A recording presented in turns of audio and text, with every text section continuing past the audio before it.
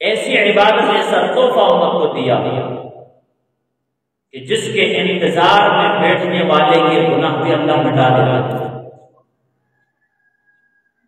جس کے نیت کرنے والے کے گناہ بھی اللہ رب العزت مٹا دیتا ہے۔ رحمت کونین صلی اللہ علیہ وسلم فرماتے ہیں نماز کے انتظار میں جب تک نمازی بیٹھتا رہتا ہے، اگلا وقت آئے گا میں نماز ادا کر لوں گا، اور پچھلی ادا کرنے کے بعد اگلے کے انتظار میں رہتا ہے۔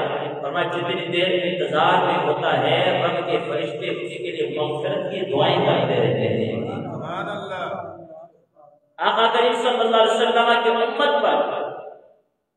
ایک نماز دے کر رب نے اتنے نماز ارشاد فرمائی، اتنے انعامات عطا فرمائے۔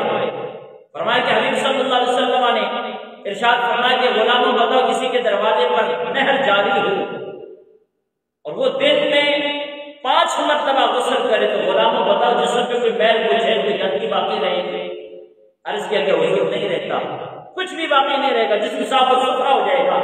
آقا کریم صلی اللہ علیہ وسلم نے فرمایا غلاموں جو 5 وقت میرا امتی نماز پڑھتا ہے رب گناہوں سے اس طرح پاک اور صاف فرما دیتا ہے۔